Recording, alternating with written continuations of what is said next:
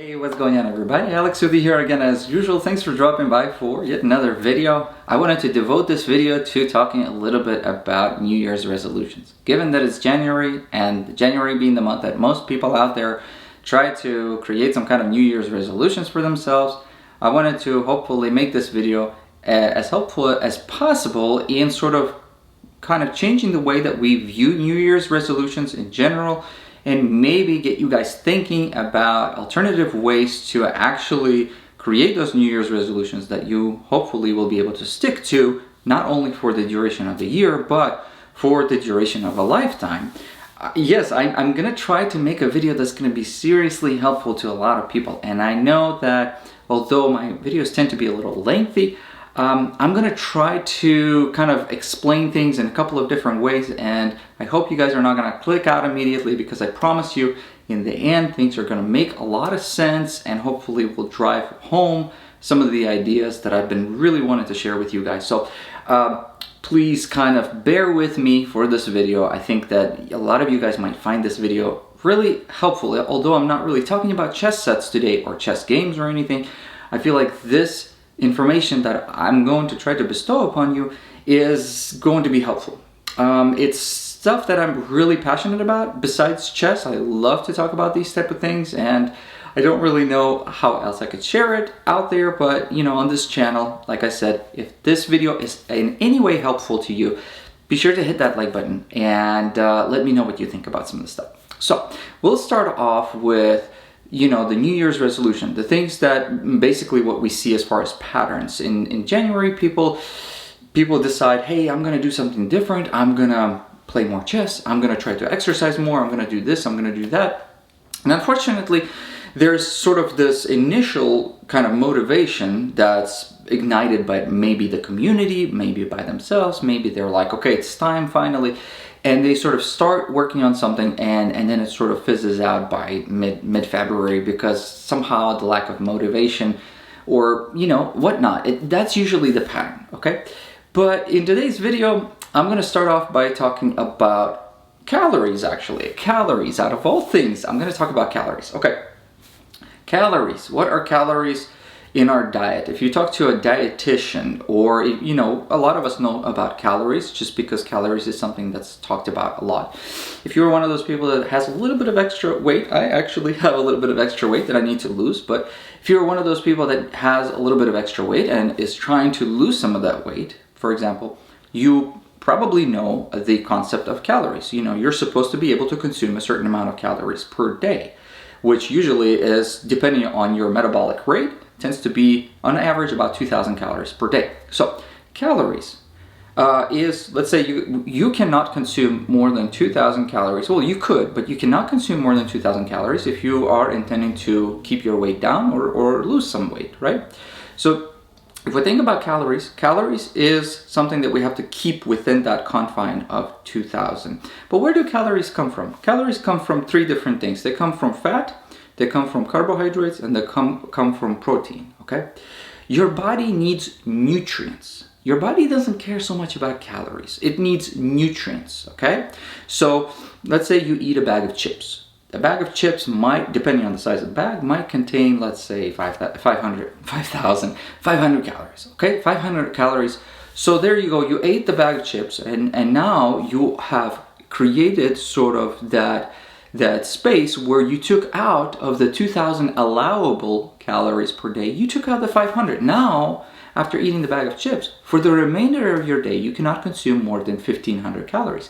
However, if we look into the bag, what are type of like good things that your body has been able to receive from eating the chips? If we look at the nutritional paneling on the back of the chip bag, we'll realize that, well, you consume quite a bit of saturated fat, which isn't very good for you because it raises the likelihood of you having some kind of cardiovascular issues and plaque formation, all that type of stuff. And then you run down the list and you realize that, well, there's not a whole lot of nutritional value in that food. There's not a lot of nutritional value.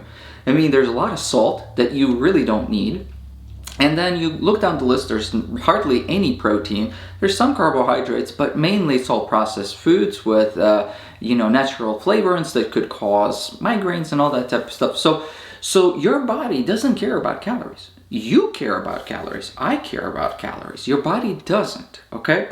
So in a sense, we think about the calories and sort of the nutrients as two different things. You need to increase the amount of nutrients that your body receives for the calories that you take in. So there's nothing wrong, for example, with eating burgers every day, but burgers, they might not have as much nutritionally dense value in them as you would like. Now, if you substitute burgers, for example, for vegetables, now vegetables normally have a lower amount of calories, so you can consume greater amount of vegetables or fruits, and the fruits and vegetables, especially when they're like fresh, they have a lot of dense minerals, vitamins, all the things we need, certain sugars, fructose, that type of stuff. It's all needed by the body. The body actually thrives on good foods, okay? Good foods, dense nutrients is what your body really wants. It doesn't care about calories. Now, of course, if you consume a lot of foods that have low nutritional value, then your body is going to feel deficient. And then as a result, you have to continue increasing more food and to get more dense nutrient foods. And then you go in surplus of calories, you gain extra weight, that type of thing. So that's what I wanted to preface this video. I know it's kind of a long introduction, but now, time is kind of similar to calories. Think about calories is what we pay into. So the calories is what you pay into out of your wallet. The nutritionally dense qualities out of the food is what we gain back for paying the calories, right? Time and activities is kind of the same thing. So we all have 24 hours in a day, 7 days a week. Elon Musk doesn't have any more hours in the day than we do. So we all have the same amount of time that this is what we pay. We pay time. We pay time for certain things. We pay time to play chess. We pay time to work. We pay time to do everything. So time is your own currency out of your life. Similar to calories, okay? But what you get back for your time is really just as important, okay? So I'm gonna give you an example. I have a friend that likes to play video games. I like to play video games. I played a lot of video games when I was younger, and video games are fun. A lot of them are fun. You can, they're fun to play. They, especially on cold days like today, it's snowy outside, and it's nice to just sit down, grab a controller, and play your game. Well, games are fun, but they're time consuming, okay? You pay in the time to play the video game. You pay in hours per day, and you don't realize how quickly time can sort of run away from you. But what do you get back for that time when you're playing video game? You can argue with me and saying, well, some of the games improve your concentration, some of the games improve your reaction speed. If you're playing a lot of the first-person shooters, that's great. You become better at playing those games. Exactly, you become better at playing those games, but how much time are you paying in out of your life to play those video games, and what do you get in return, okay? So I have a friend out there that we were talking about one of the newer video games that came out, Starfield, and he was talking and he said, the game is so massive, man. He said, you don't even get to like explore and build your ships and stuff until you're about 1,000 hours into the game. And I'm like, 1,000 hours into the game? Like, are you kidding me? Because 1,000 hours may not seem like a whole lot. 1,000 hours, I mean, think about how many days do we have in a year? 356, something like that. Divide 1,000 by 356, what is it? Like 3 hours a day, every single day? I mean, 3 hours a day, that's a lot, okay? So in comparison, I bought a rowing machine like 2 years ago when we moved into the house. I bought it brand new. It was the Concept 2, this Concept 2. I took a picture of it downstairs because I didn't want to go, but I took a picture of the front paneling right over here. It's I bought it brand new. It still is like brand new, but if we roll down here to the summary, so I clicked the summary right over here, and we go to the summary right here, and then we go to this page right here. Hopefully you guys will be able to see.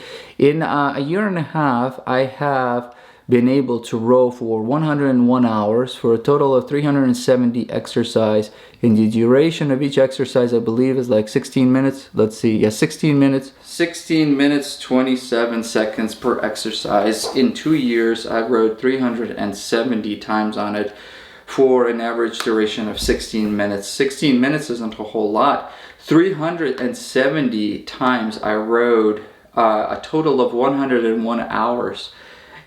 Compared to 1,000 hours for Starfield, 101 hours doesn't seem like a whole lot. But as far as the benefit that I got back for me, say, spending 1,000 hours playing Starfield versus me doing 370 exercises for, I've had this for almost 2 years, no, like a year and a half, I think. This is more beneficial what I got. You know, I got more exercise. My joints are more fluid. I mean, I put in only 100 hours and I did 370 exercises, okay? That goes to show you directly that what you put your money into, you have to kind of weigh it against what you're getting back, okay? The problem nowadays, and I know that with social media and everything, part of the reason I started reading books, I've been reading books for about a year and a half now, I think, maybe a little bit more. I have never been a bookworm. When I was growing up, you could not make me read a book. I mean, it was just like really hard for anybody to make me read a book. I played video games. But it's with the fact that so many social media websites and Facebook and Instagram and YouTube, even YouTube, you know, it's becoming so overly saturated with content that, and the content is a lot of times sort of geared, they find ways, like especially on Facebook or Instagram, they find ways to figure out what type of things you look at longer to sort of calculate what type of content to give you so that you are retained on that particular platform longer. I mean, you're being sort of scientifically altered in such a way that, you know, the scrolling, the TikTok and stuff is the same way. The algorithm, the engine, it figures out what you spend your time on, and then it basically will give you stuff that you watch longer for the intention of giving you back what exactly? That's the key question. You're scrolling. I know people scroll on like TikTok for hours every day until like TikTok tells you you've been scrolling too long. So what are you getting back? What are you getting back from all this? That's part of the reason why I started reading books. Because besides more advertisements on these social media things, you're constantly being sort of presented non-quality stuff. It's all on the same superficial level because it has to be, because it's geared towards everybody. Okay, it's geared, the content you get mostly here is not geared towards you as an individual, it's geared towards the masses. And you guys watching my video, you're not the masses, okay? You're the select few, and you guys watch it, and you don't need to constantly be swimming around in content that has the most basic type of thing to it, because that's what it is. You look at stuff, you know, even how to play chess, okay? You have videos on how to play chess that have like millions and millions of views at the very basic level. How do you move the pieces? And you start researching on, you know, certain unique, more difficult things, you'll start to realize the amount of views on those videos is little, because most of the people, they're watching how to move the pieces. It's basic stuff. And that's how social media is. It's built on 99.9999% basic things that are basically made to make you sit there subdued, watching it, spend hours and hours of your day to get nothing back. To get nothing back. All of this stuff, TikTok and stuff, you watch it, you spend a couple of hours, do you feel gratified? Do you feel enlightened afterwards? Do you feel like this content has been created for you, to make you smarter, to make you more intelligent, to make you see life in a different way? No, it's not. It's not made for you. It's made to just keep you on the platform as long as possible until your eyes start to hurt and until you basically have to be physically removed from the platform or whatever. And then just like my kids, when they sit and they watch too much TV and I turn off the TV, they're sitting there like, what do I do now? And it's not until like an hour later that they start to like play with their toys and stuff. It's like, it's crazy stuff. It's crazy. And the more saturated these websites get, the more difficult it becomes. That's the reason why I started reading books. I got so sick and tired of like the scrolling stuff that everybody has been doing, the Facebook scrolling, the TikTok scrolling, that I thought none of this content has been made to make me any smarter, to make me any better in a way. I'm losing time on this. You know, we don't have as much time as we think we do. So I started reading books, because classical books that I'm reading, first of all, I'm getting them free from Project Gutenberg. Most of the books that I've read a lot of different books. I read Don Quixote, the Brothers Karamazov. I read some of the big titles, the classic ones. About 32 books in a duration of about a year and a half. It may not seem like a whole lot, but I feel more enlightened. I feel like I've improved my reading skills. I feel like I am able to close my eyes and visualize things a little bit better by reading so many books. It's better. You know, nobody's telling me, hey, you know, you read this book and buy this product at the very end. That's what Facebook is for. That's what these social media websites. Go to our social media websites, stick around for 3-4 hours, and then hopefully maybe we'll get you to buy some products, because that's all it is about. It's marketing. You know, it sucks you in. You're like a slave to this particular thing, and then it gives you nothing back. Nothing back. So it's important, as far as your time is the most valuable thing that you have. So you need to figure out, you know, what you're paying your time in, and how you're going to get that, you know, what are you going to get back out of it. When my grandpa was alive, he used to have a saying. He would say, 50 times 1 is better than 50 times none. And I have to agree. So in 2024 and moving forward, what I would suggest is start to realize that all this stuff here that you find yourself sucked into, like Facebook, Instagram, TikTok, and all that stuff, it's not made for you. It's not made to make your life any better. Yeah, it's fun. It's fun. You sit there and mindlessly just scroll through things, but it's not made for you, okay? Start saying, okay, I'm going to start playing chess, because chess is good for you. Yes, playing 10 minutes of chess per day is much better for you than sitting there and scrolling through Facebook or Instagram for 10 minutes. It is much better for you, because in 10 minutes per day times 356 days, that's 3,560 minutes, which if we divide it by 60 minutes per hour, you'll end up seeing that it's like, I don't know, what was it, 300 and divided by 6 would be like 50 hours plus maybe 60 hours. 60 hours in 1 year of playing chess, that's already better than nothing, you know. I'm not recommending that you spend all of your time playing chess from now on, because you'll burn out too quickly, but even setting aside 20-30 minutes a day to play a couple of games of chess and staying with it and realizing that, you know, if you do that for an extended period of time, you're going to get better at chess, and you're also going to become a better thinker. You're not even going to kind of understand why, but you're going to start to sort of think a little bit more on your feet. You're going to be, I don't know, it's better. It's better than sitting there wasting your eyesight on social media websites, okay? Another thing that I want to say is the way that our brain works, okay? There's two ways that we don't even perceive this. Nowadays, everybody sits there and they're so engaged into their phone. Like I see people all the time, you know, they're just kind of walking like this with their phone the whole time. They're walking somewhere, they're walking through the store, they're just doing this. That's crazy. That is nuts. But anyways, there's two different modes in which our brain sort of is likes to be in. One part is being engaged in something without really contributing to it. So part of the reason why so many YouTube channels that are like really fast paced and moving around, and they do so well, because the cutscenes, they close, you know, they're so fast, they don't even allow you to be able to process and make any judgments. They're just sort of feeding you this stuff at a very quick pace. So all you have to do is just sit there, and they'll laugh for you too. At a lot of times, you know, they'll tell you when to laugh or whatever. So you'll just sit there and you're like, you know, or just some like randomness, and it's all constantly skipping, so that your brain doesn't have time to process. Their brain doesn't have time to And most of the movies, even the movies nowadays, they're made to have quick cutscenes, and that's great, but that's not what your brain really likes. We're used to it because it's a quick dopamine release.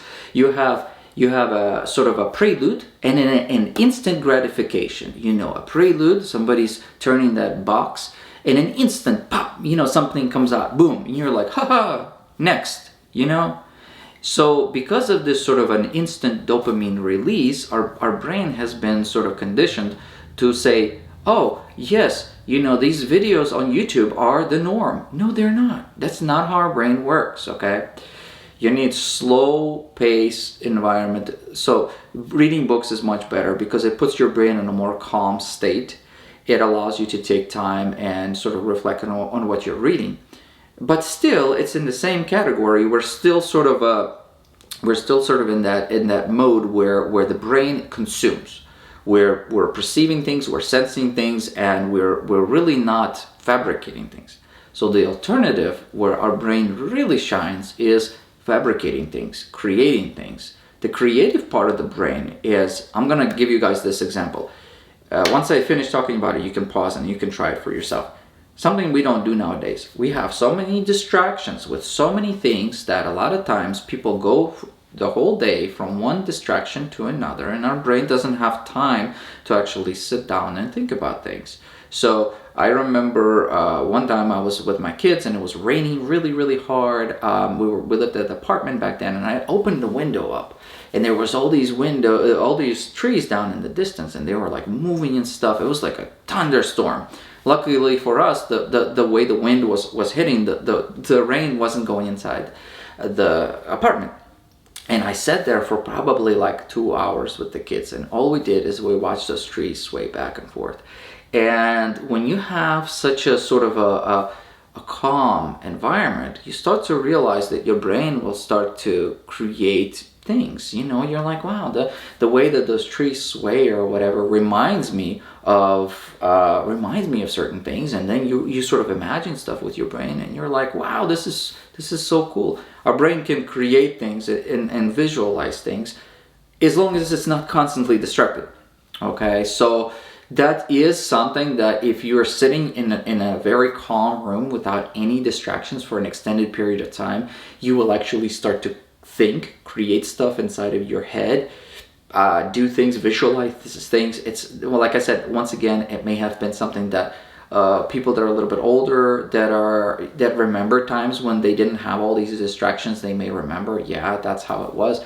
Nowadays, everybody's prone to being distracted all the time. I mean, we just have way too many things competing for our attention that in my opinion, the times that you sit there in a quiet room staring at a wall are times that are golden for you. They're golden for you because that is the time when your brain is most creative. When it has no distractions and it sits there, that's when it starts to create. Or when you sit there like this. And so my daughter, my 7-year-old, she said, hey, I'm sitting there with my fingers like this. I'm meditating. You know, I've got the lotus position or whatever. She's like, I was watching this on YouTube. This is how you meditate. I'm like, yes and no. Just sitting there doesn't mean that you're meditating. She's like, well, how do you meditate? Well, I said, well, you're gonna have different ways of meditating, but one of the ways that I like to meditate, if I get a chance to meditate, is if you sit down and you just close your eyes and you don't have any distractions for maybe like 30 minutes or whatever, or 10 minutes, however much you have. You sit down, you close your eyes, and then you can do this too, by the way. You can sit down, I'll maybe pause the video and sit down and just do this for a minute. You sit down, and you close your eyes and you pretend that it's sunset, and you pretend like you're on the beach, and you're on your right side you've got an ocean, and there's some clouds that are coming in, and the clouds look like they're gathering. There's going to be some storm, but right behind you over there there's a sun that's kind of up above the horizon, and it's probably like going to set soon, and the sun is hitting the entire beach, and you're walking and you hear the waves kind of splashing, and you're making your steps in the sand, and you can see the sand is slightly wet.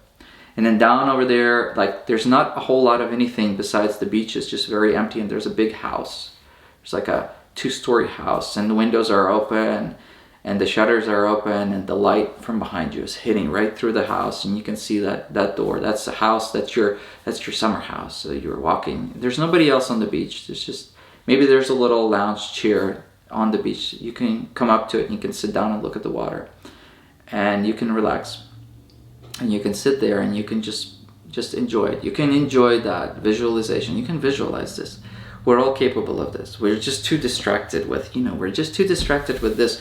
But you sit down, you pause this video, you sit down and you pretend like you don't have to have been in that position. Like you don't need to have visited that place. Create it, imagine it, sit in it, smell it, hear it. How does it feel? You pick up the sand, slightly moist, it just falls through your fingers.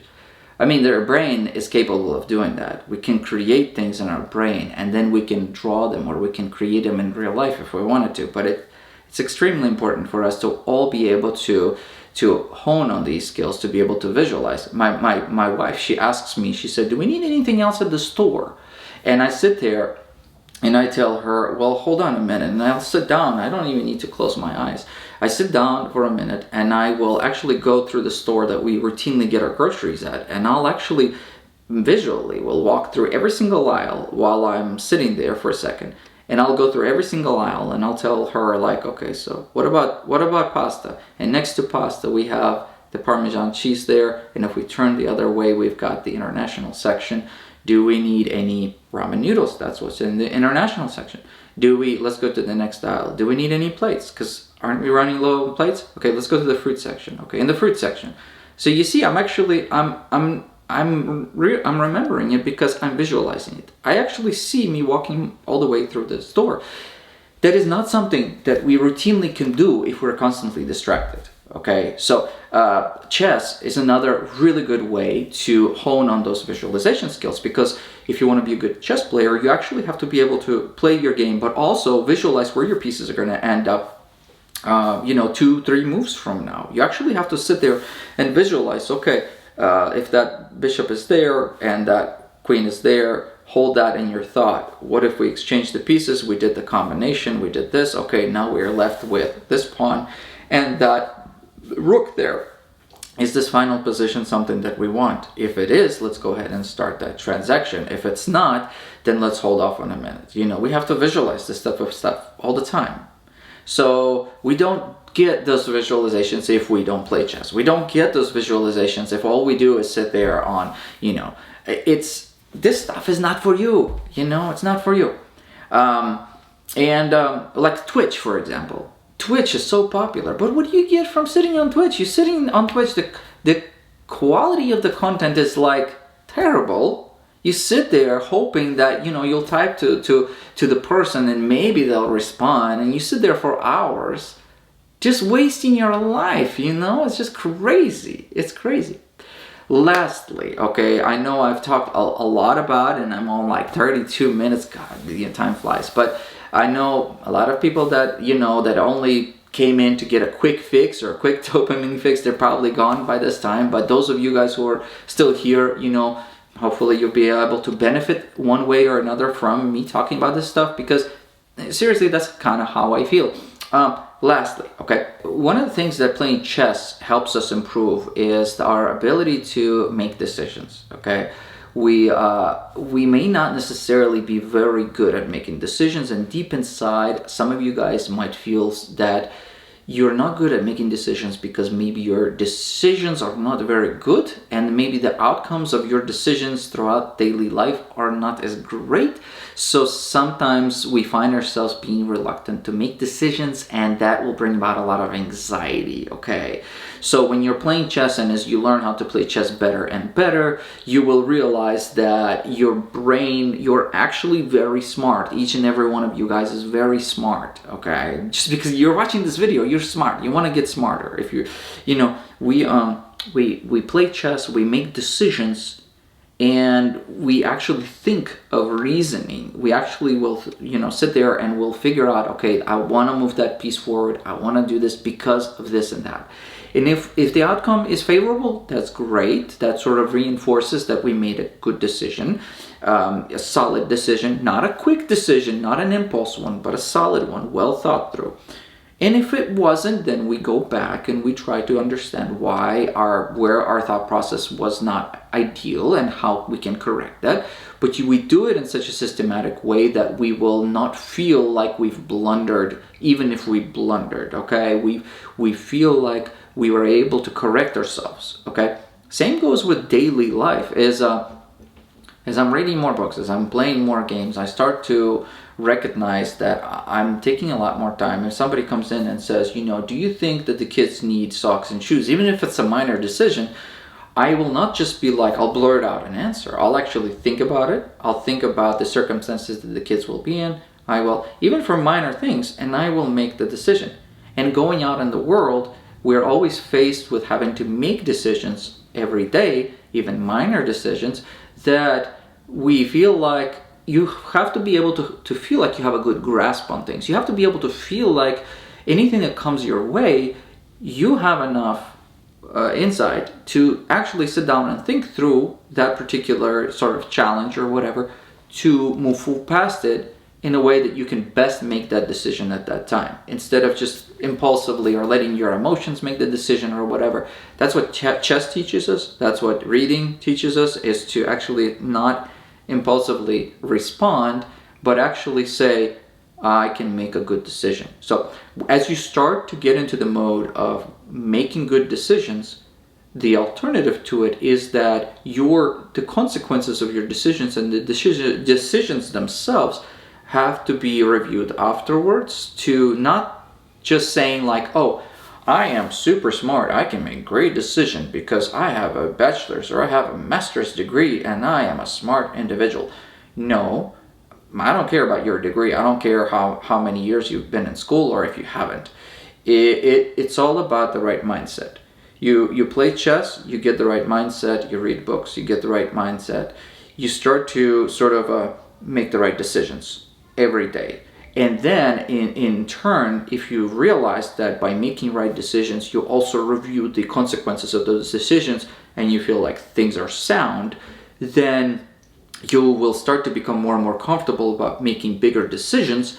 And then your level of anxiety with regards to the uncertainty of life will also start to diminish in a sense. And you'll become more and more like, hey, I've got a brain, I've got a head on my shoulders, and it has a good brain. Even though I don't know everything, I am in the right mindset to make solid, concrete decisions moving forward. Now, when you're doing that, you have to basically become sort of a more, a person of higher integrity. You don't just make right decisions when people are looking. You don't create cheat days where you're like, oh yeah, I'm a smart individual, I do all this stuff all the time. But then like, I have a cheat day on Sunday and I get drunk and go party on Sundays. But most of the other times, no. That goes against the entire sort of what I'm talking about. If you're going to be the Spartan of today's world, if you're going to be that Roman, that person that everybody aspires to, you have to get your mindset right. And you have to basically be accountable to yourself and those people around you to make solid decisions. Okay, it's just part of life. So there's so many uncertainties in the world, but if you have the right mindset, you're going to be successful. Okay, and chess teaches us that we can do that. It's important to think about these things. It's important to also not spend way too much time scrolling on TikTok and all that stuff. Like I said, because it's not made for you. They didn't intentionally like, oh yeah, John out there. We're gonna make all this stuff for John so he can have it. No, it's not for you. It's for them, and you're just kind of sucked into it. Okay, so I just had a baby, or my wife has just had a baby, and I'm looking at her tiny little baby looking at me. She's only a couple of weeks old, and I'm thinking to myself, my oldest child is in elementary school right now. Every day I take her by her hand and walk her to the school and wish her goodbye. I give her a big hug and a kiss, and then she goes to school. And I think to myself, in 5 years from now, or 5.5 years, this little tiny baby that I'm holding in my hand right now is gonna be walking to school. In 5 years, she's gonna be wearing her little backpack, having her little hat and mittens, and walking. And I hope that in 5.5 years, which may not seem like a long period of time to some, but it is actually a long period of time to other people. I think that in 5 years, I still want to be able to be, physically the same individual I am now, and hopefully mentally similarly acute. I don't want to be in 5 years like barely able to take her to the school. Like a lot of things can happen in 5 years, but if you set that guideline, if you set sort of that goal, what do you see yourself in 5 years? You start to realize that if you set a concrete goal, like my concrete goal is by the time that I take her to school, I don't have that much time, to be honest with you. 5 years will go by that quickly. And in that 5 years, I want to be able to exercise every day. I want to be able to read as many books as I can possibly read. I want to be able to play as many chess games. I want to be able to be a good father and a good parent and, give my kids everything that I can, okay? And I don't have much time to do all that. And all I want to do is be able to adhere to good practices, before the time is up, okay? One time when I was younger, I had a dream. I had a dream that there was a wizard out there, and the wizard came up to me and he said, take this elixir. And I said, what for? He said, take it and drink it, you'll be better. So I took it, I drank it. He said, now that you've drank the elixir, you're going to live for 1,000 years.